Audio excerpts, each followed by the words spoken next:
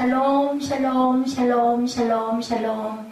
하나님 사랑합니다. 여러분 주 안에서 사랑합니다. 오늘 로마서 9장 14절에서 18절 우리 함께 합독했습니다. 하나님의 금요일. 지난주 우리는 이스라엘 받은 복 8가지를 우리 살펴봤죠.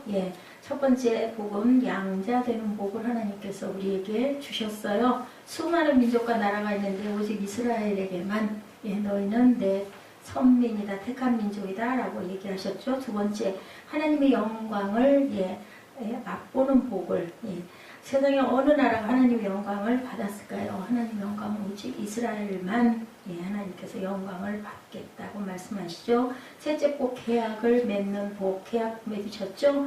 하나님과 계약을 맺는 민족은 이스라엘 뿐이었고, 넷째는 율법을 주셨죠. 시내산에서 누구에게? 모세에게. 다섯 번째는 또한 예배의 특권을, 예배드리는 특권을 주셨습니다. 아주 귀한 복입니다. 여섯째는 이스라엘은 약속을 받았죠. 땅의 복을 받게 하시고 하늘의 복도 내가 주겠다. 누구를 통해서? 아브라함을 통해서. 하늘의 별처럼 땅의 모래처럼 장대하게 복을 누리고 살게 하겠다. 일곱째, 훌륭한 조상, 믿음의 조상들을 주셨죠. 아브라함, 이삭, 야곱, 모세, 요셉, 다윗, 많지요. 노아도 있고, 그리고 많은 선지자들을 이스라엘의 조상으로 주셨습니다. 이런 7가지의 복. 그리고 또한 말씀하시죠. 육신의 자녀가 하나님의 자녀가 아니다. 오직 약속의 자녀가 씨로 여기심을 받았다. 9장 8절에 보니까 이렇게 말씀하고 계신데 아시죠? 육신의 씨는 누구였고 그리고 약속의 씨는 누구였는지 같은 아브라함에게 낳지만 이스마엘과 누구를 이삭을 두고 그렇게 말씀을 하십니다. 이렇게 육신의 자녀 그리고 약속의 자녀, 우리는 육신의 자녀이기도 하지만 또한 약속의 자녀이기도 하다. 그리고 그뿐 아니라 리브가가 또 누굴 얘기해요? 이삭에게서 태어난 야곱과 에서. 원래는 에서가 더 성품도 좋고 씩씩하고 남자답고 사냥도 잘하고 아주 그랬지만 하나님께서는 작은 자, 연약한 자, 그리고 사악한 자 야곱을 언제부터 태초부터 택하셔서 리브가의 태중에서부터 사랑하셨다라고 나타나 있습니다. 굉장히 불공평하고 어떻게 하나님에게 편애를 하실까? 이런 부분이 누구에게도 나타나요? 요셉에게도 나타나죠. 그래서 이복 형들로부터 아주 미움을 받아서 어디로 팔려가는, 애굽으로 팔려가는 그런 사건을 통해서 나타나는 하나님의 축복의 임재가 우리에게도 있습니다. 오늘 보니까 기록된 바 내가 야곱은 사랑하고 에서는 미워하였다. 사랑하고 미워했다는 것은 내가 야곱을 선택했다라는 뜻이었다고 지난주에 같이 나눴죠. 오늘 14절에 우리가 무슨 말을 하겠느냐? 하나님께 불의가 있느냐? 하나님이 불의가 있다면 불의 하나님이 아니죠. 15절에 모세에게 이르시되 내가 금휼히 여길 자를 금휼히 여기고 불쌍히 여길 자를 불쌍히 여기리라고 이렇게 말씀합니다. 16절에 그런즉 원하는 자로 말미암음도 아니요 다른 박진하는 자로 말미암음도 아니고 오직 금휼히 여기시는 하나님으로 말미암음이다. 물론 하나님의 금휼 외에는 아무것도 할 수 있는 것이 없다. 그리고 17절에 성경이 바로에게 이르시되 내가 이 일을 위하여 너를 세웠으니 너로 말미암아 내 능력을 보이고 내 이름을 온 땅에 전파되려 함이라. 무슨 얘기예요? 바로의 마음을 강팍하게 했다. 뱀 사건 이후로 바로의 마음이, 바로가 회개하잖아요. 몇 번의 기회가 있었는데도 회개하지 않다 보니까 이제는 바로의 마음을 하나님께서 강팍하게 해서 누구를 이용하셨어요? 도구로 바로를 이용했다. 10가지 재앙을 끝까지, 그죠? 나중에는 장자를 치는 사건을 통해서 손을 드는 이 일, 그렇게 함으로 인하여서 바로를 사용하셨다라는 게 17절에 나와 있습니다. 내 이름이 온 땅에 전파되게 하려고 10가지 재앙을 끝까지 굴복하지 않고 겪게 만들었다. 18절에 그런즉 하나님께서 하고자 하시는 자를 금휼히 여기시고 하고자 하시는 자를 완악하게, 바로의 마음도 완악하게, 그리고 가롯 유다의 마음도 완악하게. 하나님께서는 사용하고자 하시는 사람을 어떨 때는 아주 사단의 자리에 서가지고도 이용하시기도 한다. 적군을 통해서도 그래서 어디에 바벨론 포로 70년도 보내시는 그런 하나님, 누구를 위해서? 내 자식이니까, 내 자식이기 때문에 이런 일들을 일어나게 합니다. 이렇게 우리가 함께 쭉 나눴죠. 하나님의 약속으로 태어난 자녀, 아까 말씀드린 대로 약속의 자녀, 언약의 자손이다. 예언으로 태어나는 자녀를 가리켜 우리는 약속의 자녀라고 말씀하는데, 저와 여러분도 예언의 자녀로 태어났습니다. 언제부터? 엄마 태중에 들어가기 전부터 하나님께서는 아신 거죠. 아브라함에게 내게 씨를 주겠다라고 약속을 하시고 몇 년 동안이나, 우리가 늘 얘기해서 너무 잘 알지만 왜 하필이면 25년 동안이나, 왜 하필이면 광야 40년 동안이나, 그쵸? 그것은 어디에 소관? 하나님의 소관이기 때문에 그걸 가지고 우리는 시비하지 말아야겠다는 거죠. 자, 그 아이가 바로 이삭이죠. 약속의 자녀. 이삭은 약속이 있는 아이입니다. 예언이 된 아이. 그러면 이스마엘은 어떤 자냐? 예, 그것은 그냥 사람이 만든 아이였다. 예, 하나님께서 주시겠다고 했던 신은 아니었다라는 거죠. 인간이 만든 자녀이다. 그래도 이스마엘에게도 축복하셨어요. 이스마엘도 민족을 이루고 잘 살도록 해주십니다. 그러니까 땅에 하나님의 자녀가 아니어도 사는 것들은 다 살아요. 다만 영원히 구원받지 못하고 구원받고의 차이가 있죠. 자기의 땀 흘린 만큼 수고한 만큼의 대가는 옵니다. 자, 리브가는 쌍둥이를 임신하죠. 예, 큰아들 이름은 에서, 작은아들의 이름은 야곱. 에서 훨씬 훌륭했는데도 하나님께서는 못생긴 야곱을 택하셨다. 아주 사기꾼 같잖아요. 자, 우리나라는 이스라엘이 아니죠. 선민도 아니죠. 그리고 율법을 받은 나라도 아닙니다. 그런데 하나님의 약속이 있는 백성도 아닌데 모두 우상을 섬겼는데도 불구하고 하나님은 우리를 구원하셨다. 하나님의 뭘로? 긍휼로 구원하셨다.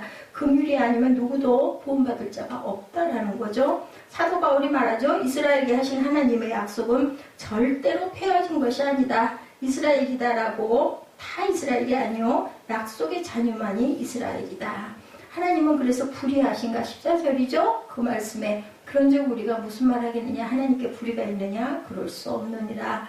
예, 하나님의 선택에 대한 반발이 나타나고 있습니다. 여기에. 그럼 하나님은 불의하시냐? 그럴 수 없다. 하나님과 불의하다라면, 불공정하다면 야곱과 에서가 우리에게는 불의가 있어도 하나님께는 없다인 거죠. 로마서 1장 18절에 증거합니다. 하나님의 진노가 불의로 진리를 막는 사람들의 모든 경건하지 않음과 불의에 대해서 하늘로부터 나타난다. 로마서 6장 13절에도 또한 너희 지체를 불의의 무기로 죄에게 내주지 말고 오직 너희 자신을 죽은 자 가운데서 다시 살아난 자 같이 하나님께 드리며 너희 지체를 의의 무기로 하나님께 드리라. 하나님이 불의하시면 하나님이 될 수가 없다. 창세기 18장 25절에 증거합니다. 주께서 이같이 하사 의인을 악인과 함께 죽이심은 부당하오며 의인과 악인을 같이 하심도 부당하나이다. 세상을 심판하시는 이가 정의를 행하실 것이 아니나이까. 맞죠? 정의를 하나님께서는 행합니다.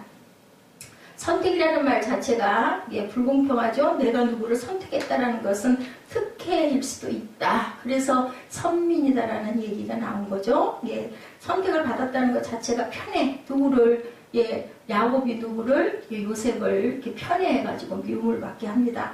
그래서 보니 르우벤과 시몬과 레위와 유다가 있는데 네 아들이 다 누구의? 레아의 아들들이에요. 근데 누가 장자권의 축복을 받습니까? 넷째 아들인 유다. 유다는 찬송하리다라는 뜻이죠. 예, 첫째 르우벤은 간통죄를, 자기 서모와 간통죄를 저질러서 장자에서 폐하여집니다. 둘째 시몬이 아주 그렇게 악했어요. 그냥 서모에게서 태어난 데다가 누구의 그 엄마 사랑을 굉장히 남편이 사랑 많이 하는 라헬의 자녀에다가, 그리고 아버지가 끔찍히 사랑하는 그 요셉이 얼마나 미웠는지. 근데 이 시몬이라는 자는 아주 그냥 악한 기질을 가지고 있어서 나중에 우리 그 요즘에 여호수아 보니까 땅을 분배받는데도 제일 땅도 유다지파의 귀퉁이 땅, 아주 못생긴 땅을 분배받는 그러한 일들, 그리고 아주 그 자손도 번창하지 못하는 모세도 또한 누구도 축복하지, 야곱도 축복해주지 않는 유다를 굉장히 축복을 하죠. 많은 조항 중에서 거의 4분의 1 정도를 축복을 했다. 900몇 자 중에서 축복의 말씀들 중에서 240, 50자 정도가 누구의 유다에 대한 축복에 대한, 아들은 몇인데 12인데 이런 귀한 축복을 받는데 시몬은 저주를 받는 그런 내용이 나타난 걸 우리가 구약에서 봅니다. 자, 하나님께서는 이렇게 잘못하시는 게 아니다. 이스마엘이 도대체 무엇을 잘못했다고 이스마엘을 버리셨을까? 불의하시지 않다. 하나님께서 불의하시지 않다면 왜 그렇게 하셨을까? 바울은 이것을 설명하기 위해서 두 사람의 예를 들죠. 아까 바로와 모세 지팡이 사건. 뱀을 만드는, 지팡이로 뱀을 만드는 거 다 했어요. 예, 바로의 그 아주 그 주술사들도 다 나타나서 했어요. 그렇지만 예, 다른 거죠. 하나님의 약속이 폐하여졌는가라는 질문에 대한 해답을 아브라함과 이삭의 예를 통해서 나타나고 있죠. 마찬가지로 모세와 바로의 예를 선택의 문제, 구원의 문제에 대해서 또한 설명하고 있습니다. 15절에 모세에게 이르시되 내가 긍휼히 여길 자를 긍휼히 여기고 불쌍히 여길 자를 불쌍히 여기리라 하셨으니, 이 말씀을 이해하기 위해서는 배경을 보아야 되는데 출애굽기 32장과 33장에 나타나죠. 하나님은 이스라엘 백성들을 애국으로부터 구원해 내시죠. 홍해를 가르시죠. 만나도 주시죠. 구름 기둥과 불 기둥이 멈췄다. 발행을 했다 해서 장막을 쳤다 걷었다 하고 그렇게 돌고 돌아서 40년 동안 훈련을 시키시죠. 그리고 걸을 걸 다 걸어내고 이제 가나안 땅에 들어가기도 해주시는 하나님의 역사, 기적의 역사를 보여주십니다. 이스라엘 백성들에게 이렇게 큰 복을 주시고 율법도 주셨는데 모세를 시내산으로 불러가지고 십계명을 받아가지고 40일 동안 들고 내려오는 사이 밑에서는 난리가 났죠. 예, 모세가 안 오니까 기다리다가 바알을 그 우상을 만들어가지고 풍요신을 만들어가지고 금송아지를 만들어가지고 제사를 지내는 사건으로 갖고 내려왔던 돌판이 깨지는 그러한, 그리고 32장에 보니까 9절 10절에 예, 하나님께서 말씀하시죠. 내가 이 민족은 목이 곧다. 다 이것들 다 멸해버려야겠다. 막 엄청나게 화내시는 부분이 나타납니다. 그랬을 때 어떻게 해요? 모세가 또 축자고 빌죠. 32장 32절에 생명책에서 나를 제하여 버리더라도 이들은 살려주십시오. 그래서 바울이 그런 심령이었다. 예, 그렇게 우리가 함께 말씀의 증거를 봤습니다. 모세가 산에 있는 동안 이스라엘 백성들은 이렇게 하나님을, 모세를 기다리지 못했다. 우리도 하나님께서 우리에게 주신 뜻이 분명하게 있는데 세상 살아가면서 환경 속에서 우리가 절망할 때가 얼마나 많고 끝까지 기다리지 못할 때가 많은 거죠. 이스라엘 백성들은 금을 모아서 금송아지를 만듭니다. 그것을 보고는 하나님께서 아파하시죠. 이 목이 곧은 이 백성들을 내가 그냥 다 죽여버려야 되겠다라고 말씀하시죠. 그리고는 32장 28절에 보니까 3,000명을 죽입니다. 그러니까 뭐예요? 일보를 100개죠. 다 죽일 건데 3,000명 죽이고, 그리고는 32장 32절에 모세가 빌죠. 나를 생명책에서 제하더라도 이 백성은 살려주십시오. 그죠? 이렇게 해서 살려주시죠. 결국은 용서해 주십니다. 자신의 이름의 생명책에서 지어줘도 좋으니 용서해달라고. 리더들의 기도예요. 이 기도를 누가 하고 계세요? 지금도 예수님께서 하늘에서 하고 계신다. 33장 19절에 야훼께서 이르시되 내가 내 모든 선한 것을 내 앞으로 지나가게 하고 여호와 이름을 내 앞에 선포하리라. 나는 은혜 베풀 자에게 은혜를 베풀고 긍휼히 여길 자에게 긍휼을 베푸느니라. 예, 이렇게 출애굽기에서도 말씀합니다. 로마서 9장 15절에도 나타나죠. 모세에게 이르시되 내가 긍휼히 여길 자를 긍휼히 여기고 불쌍히 여길 자를 불쌍히 여기겠다. 이 두 구절은 칼빈주의자들이 매우 중요하게 여기는 구절입니다. 똑같이 출애굽기와 로마서에 나타나죠. 칼빈주의자들의 해석입니다. 내가 천국으로 예정한 자들을 천국으로 보낼 것이다. 사람 편에서 의지적으로 할 게 아무것도 없고 주권은 누구에게 있다? 오직 하나님께만 있다. 바울은 출애굽기 33장 19절을 인용하죠. 출애굽기 32장에서 이스라엘 백성은 그분의 명령을 어기고 금송아지로 숭배합니다. 아까 제가 말씀드린 것처럼 32장 10절에 보면 하나님은 그리하시려 했다. 이들을 다 멸해버리려고 했다. 그죠? 32장 9절에 야훼께서 모세에게 이르시되 내가 이 백성을 보니 목이 뻣뻣한 백성이다. 10절에 그런즉 내가 하는 대로 들어 내가 그들에게 진노하여 그들을 진멸하여 너를 큰 나라가 그들 다 진멸해버리고 너를 새롭게 큰 나라를 만들어 줄게. 이렇게 회유하시죠. 그런데 3,000명을 죽이는 사건이 32장 28절에 나타납니다. 백성에 대한 모세의 관심 32장 32절에 보면 누구와 같이 바울의 그 고백과 똑같은 고백이죠. 이제 그들의 죄를 사하옵소서. 그렇지 아니하시면 원하건대 주께서 기록하신 책에서 내 이름을 지워버려 주소서. 바울이 이 말씀에 은혜를 받지 않았을까? 그래서 예, 그렇게 애통해하고 아파하고 내 가족이 구원받지 못하게 너무너무 아프다. 내가 차라리 죽더라도 그들이 구원받았으면 좋겠다라고 고백하는 부분이 나타나죠. 9장 4절에 그 말씀이 있죠. 3절부터 나의 형제 곧 고륙의 친척을 위하여 내 자신이 저주를 받아 그리스도에게 끊어질 자라도 나는 원하는 바로라. 이 말씀이 출애굽기 말씀의 은혜를 받았지 않았을까 싶습니다. 출애굽기 34장 5절입니다. 야훼께서 구름 가운데 강림하사 그와 함께 거기 서서 여호와의 이름을 선포하실세. 6절에 야훼께서 그의 앞으로 지나시며 선포하시되 여호와라 여호와의 자비롭고 은혜롭고 노하기를 더디하고 인자와 진실이 많은 하나님이라. 인자를 천대까지 베풀며 악과 과실과 죄를 용서하리라. 그러나 벌을 면제하지는 아니하고 아버지의 악행을 자손 3, 4대까지 보응하리라. 그분께 머리를 숙이고 죽게는 불의가 없습니다 라고 말하며 감사해야 한다고 출애굽기 34장 8절에도 증거하고 있습니다. 모세가 급히 땅에 엎드려 경배하며 이르되 주여 내가 주께 은총을 입었거든 원하건대 주는 우리와 동행하옵소서. 이는 목이 뻣뻣한 백성이니이다. 우리의 악과 죄를 사하시고 우리를 주의 기업으로 삼으소서. 우리는 모두 다 죄인입니다. 용서하여 주옵소서. 이 얘기죠. 하나님의 긍휼을 베풀 자들을 창세전에 이렇게 정했고 그들은 모두 다 선택받은 자들이다. 동일한 하나님의 저주를 받는 자들은 창세전에 정해졌고 선택받지 못한 자들이다. 아무리 복음을 증거해도 끝까지 죽을 때까지 받아들이지 않고 가는 자들은 선택받지 못한 자들이라는 거죠. 이들은 믿고자 해도 믿을 수가 없는 버림받은 자들. 얼마나 안타깝습니까? 어이구 나는 예수를 믿었는데 어떻게 그렇게 끝까지 버림을 받는 자가 있었을까? 그럼 뭐 다 정해놓고 전도를 그럼 그 사람들에게는 뭐하러 해? 이런 얘기들이 많이 나옵니다. 그렇지만 우리는 누굴지 알 수 없어요. 그죠? 끝까지 전해야 됩니다. 로마서 9장 15절이죠. 이것을 지지하지 않는다. 15절은 단순하게 사실만 진술하죠. 긍휼을 베풀 자에게 긍휼을 베푸는 것은 사람에 경제되지 않고 하나님이 하신다라는 거죠. 긍휼은 문맥상 구원의 긍휼이다. 긍휼이란 뜻 자체가 구원하는 사건을 얘기합니다. 출애굽기 20장 5절에 그것들에게 절하지 말며 그것들을 섬기지 말라. 나 내 하나님 야훼는 질투하는 하나님인즉 나를 미워하는 자의 죄를 각대 아버지로부터 아들에게 3, 4대까지 이르게 하거니와 나를 사랑하고 내 계명을 지키는 자에게는 천대까지 은혜를 베풀리라. 그러니까 뭐예요? 우상 숭배하면 내가 3, 4대까지 너희에게 죄를 묻겠다고 말씀합니다. 요한복음 1장 13절에 이는 혈통으로나 육정으로나 사람의 뜻으로 나지 아니하고 오직 하나님께로부터 난 자들이다. 어떤 자들? 하나님께 구원받은 자들이 그렇다. 이것은 사람의 소원에 달려있지 않고 노력으로도 얻을 수가 없는 거다. 하나님께서 정하시고 선택하신 자들이라는 거죠.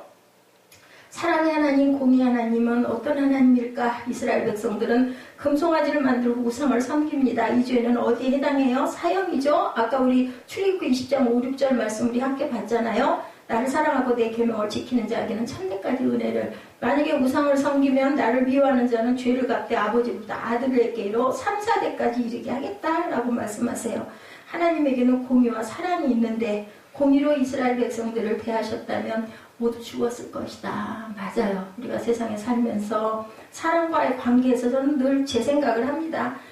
너 잘못했어. 너 틀렸잖아요. 틀렸어. 잘못했어. 어떻게 사람이 저럴까? 속다르고 겉다르게. 그게 바로 하나님의 공의의 마음이에요. 근데 그걸로는 해결되는 게 아무것도 없더라는 거죠. 사랑으로 이해하고 품어서 변화시켜야 된다. 얼마나 어렵겠어요. 근데 그것밖에 길이 없다라는 거죠. 하나님께서도 사랑으로 이스라엘 백성들을 대하셨기 때문에 우리가 모두 구원을 받았다. 우리는 이스라엘 백성이 아니지만 하나님께서 이방인에게도 사랑을 주셨기 때문에, 그죠? 온 유대인이나 헬라인이나 모두에게 주셨기 때문에 우리가 이렇게 온전한 구원을 받아서 주님께 예배를 드리고 있죠. 우리 인간들은 함부로 정의를 말해요. 나는 정의롭지도 않으면서도 남 못하는 건 못 보죠. 눈에 보이죠? 그래서 보면 그 말씀이 딱 맞죠. 남의 눈에 티는 보이면서 내 눈에, 네 눈에 들보는 안 보이냐. 맞습니다. 그게 바로 저의 모습이에요. 그걸로 막 분노하죠. 아니니까 잘못됐으니까. 근데 그렇게 해서는 안 된다. 하나님의 사랑으로 그를 불쌍히 긍휼히 여겨야 된다. 정의와 공의를 말하려면 우리가 내가 먼저 죽어야 된다. 온전하게 잘 죽어야 살 수 있다라는 거죠.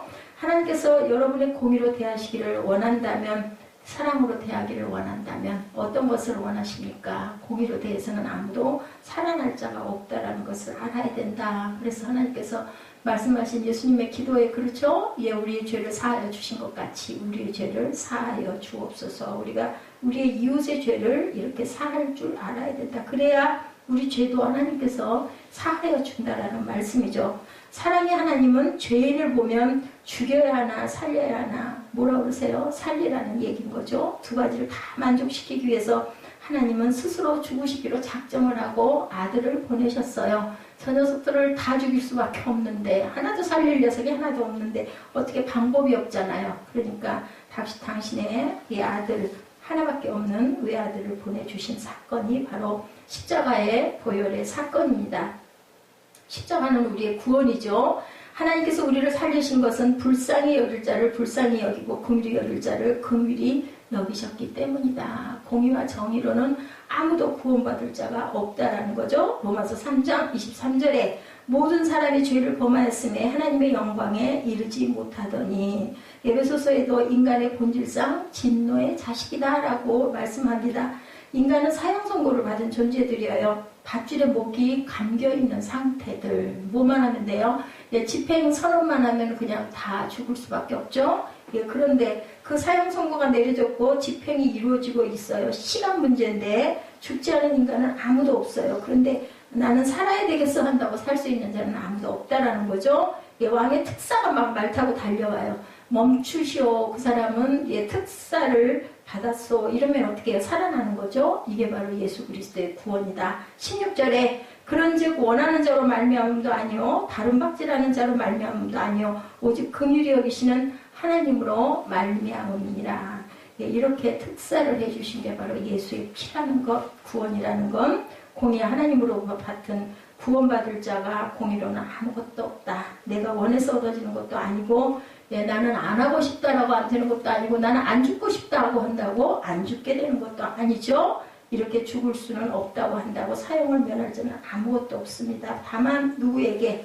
하나님에게만 그 권한이 주어져 있다. 하나님께서는 우리에게 긍휼을 베풀어 주시겠다라고 얘기하죠. 오직 뭘로? 오직 은혜로. 예, 바울의 고백처럼 나의 나된 것은 오직 하나님의 은혜다. 이 고백입니다. 17절이죠. 성경이 바로에게 이르시되 내가 이 일을 위하여 너를 세웠으니 곧 너로 말미암아 내 능력을 보이고 내 이름이 온 땅에 전파되게 하려 함이로다. 그러니까 악한 자들도 사실은 하나님께서 하나님의 영광을 드러내려고 사용하신다라는 거예요. 바로처럼 출애굽기 9장 16절에 내가 너를 세웠으면 나의 능력을 내게 보이고 내 이름이 온 땅에 전파되게 하려 합니다.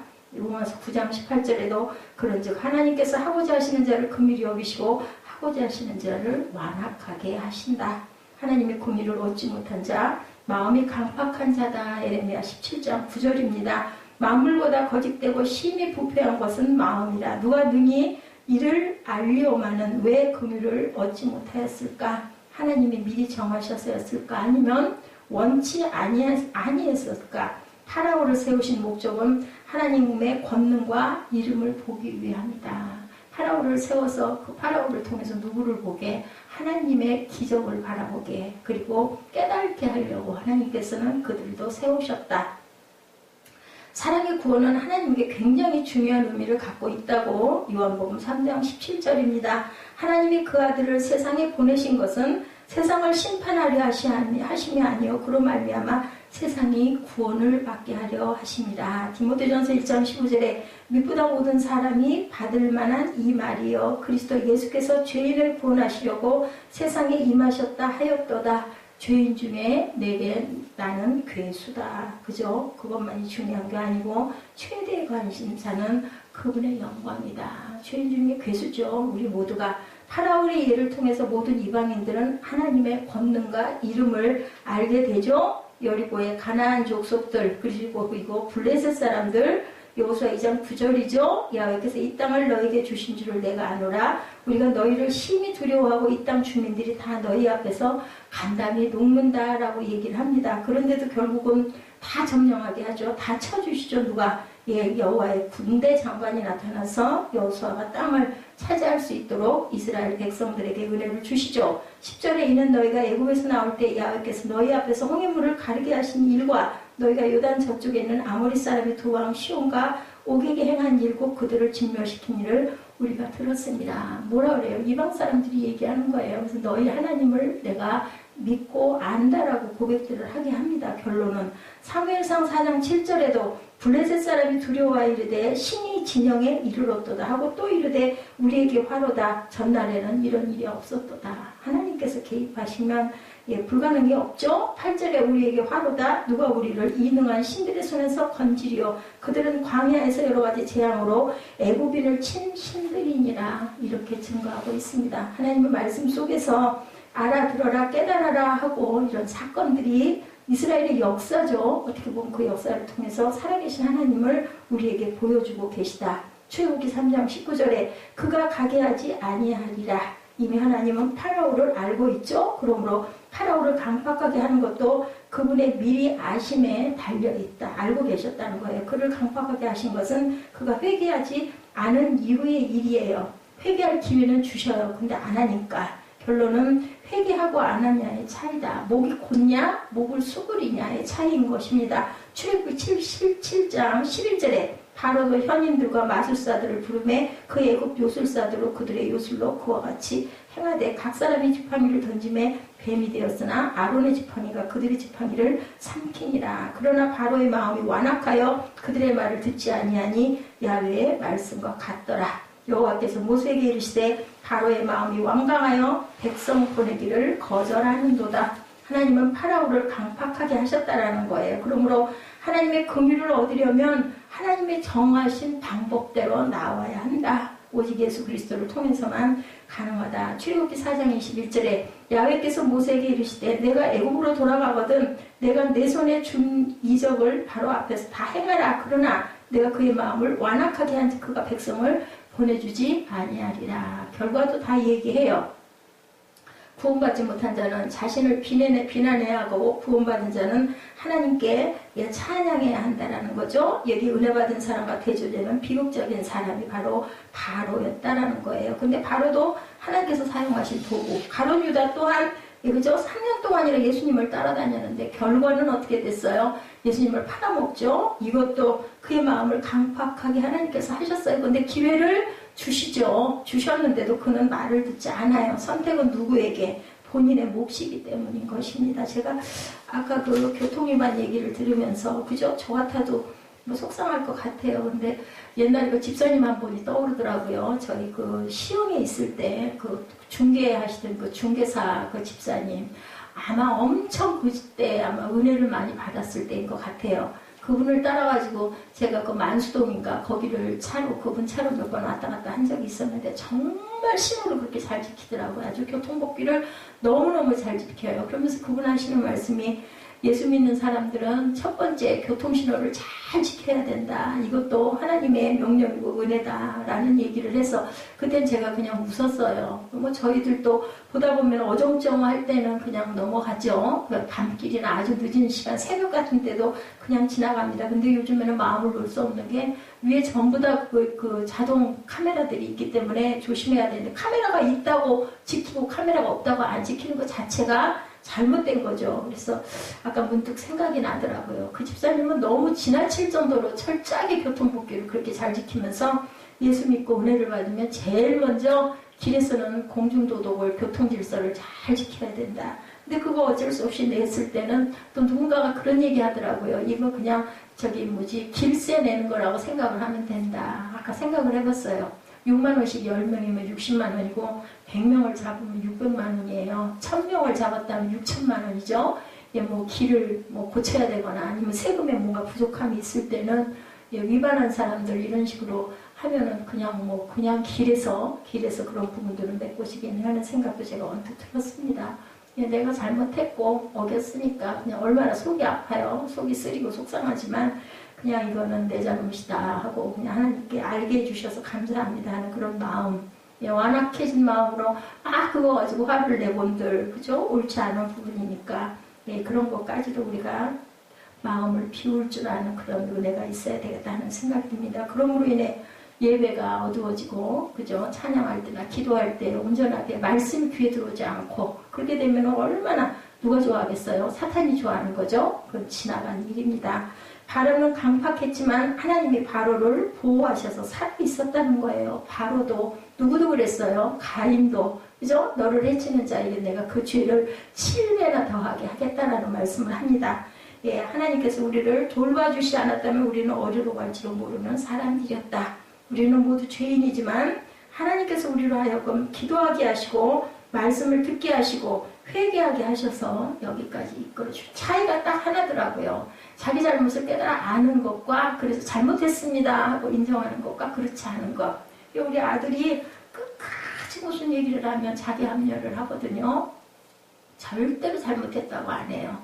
답을 맞히면서 오늘도 제가 그냥 마음으로 죽을 뻔하고 마음을 수천 번 내려놨는데 이거는 정말 아니다라는 생각이 얼마나 기가 막혀요. 얼마나 미워요. 본인을 위해서 그렇게 애를 쓰는데도 저는 목청이 터져나고 나중에 속이 터져가지고 소리를 질러도 상대방은 대답이 똑같아요. 톤도 똑같고 아무렇지도 않게 그 사람 정말 발딱 뛰다가 죽을 노릇이거든요. 하나님은 이런 마음이 얼마나 많이 드실까. 우리의 그 매번 반복하는 그런 죄의 악을 보시면서 이런 생각을 합니다.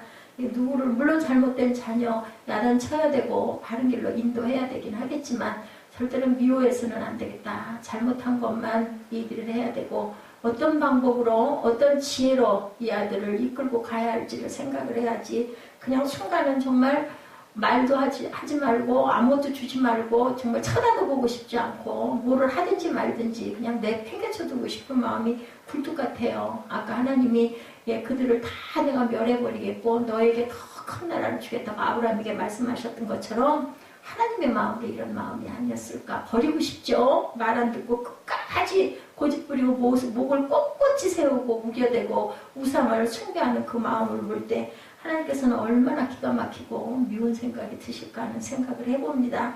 예수님의 그 십자가 양쪽에 있던 두 강도도 마찬가지죠. 똑같은 환경입니다. 똑같은 자리에 십자가에 못 박히면서도 한 강도는 예수님을 막 비양거리고 모독하는데 한 강도는 뭐라고 그래요? 나번에 있을 때 나도 함께 있게 해주옵소서 하고 예수님께 그죠? 구하죠. 자기 구원을 구합니다. 이렇게 한 사람은 선택받은 자고 한 사람은 선택받지 못한 자였다라는 것.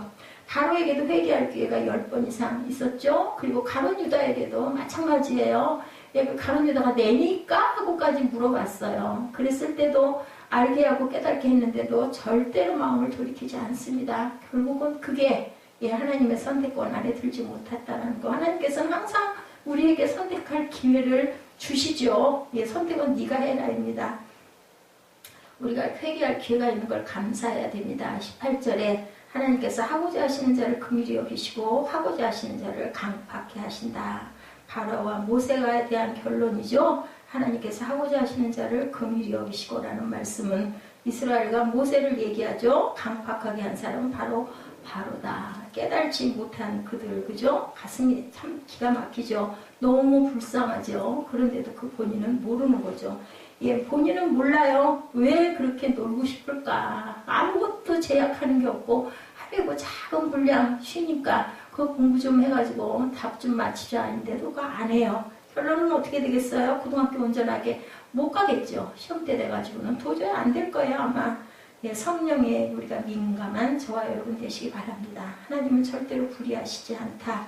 불의하시거나 불합리하시지 않다라는 것.